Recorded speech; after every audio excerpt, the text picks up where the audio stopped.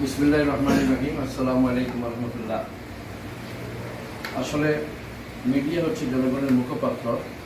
একসময় print media ছিল, তারপরে আসলে ইলেকট্রনিক মিডিয়া, এখন আসছে অনলাইন মিডিয়া। অনলাইন মিডিয়ার মাধ্যমে 1 সেকেন্ডের মধ্যে লক্ষ লক্ষ মানুষ কিন্তু দেখতে পারে যে কোনো জিনিস।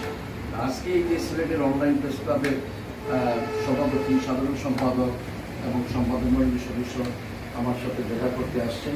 আসলে সবাইকে আমি বাংলা নববর্ষের শুভেচ্ছা, এবং আমি সিলেট অনলাইন প্রেস ক্লাবের যারা আসছেন, আমি তাদের মাধ্যমে আশা রাখি এই সিলেটের জনগণের মুখপাত্র হিসাবে অনলাইন কাজ করবে, এবং শুধু সিলেটের নয় তথা সিলেটবাসী যে যেখানে আছে এবং বাংলাদেশের যে যেখানে আছে সবাই কিন্তু এই সিলেট অনলাইন প্রেস ক্লাবের মাধ্যমে জনগণের যে মুখপাত্র হিসাবে কাজ করবে, জনগণের অধিকার আদায়ের জন্য যেখানেই যে কোনো ধরনের অপ্রীতিকর ঘটনা ঘটছে তখনই কিন্তু তাদের মাধ্যমে জাতি জানতে পারবে, ভালো জিনিস জানতে পারবে, খারাপ জিনিস জানতে পারবে, এবং খারাপ যেটা হবে জানবে সেটাকে আবার এটা রেক্টিফাই করে মানুষ সংশোধন করার চেষ্টা করবে।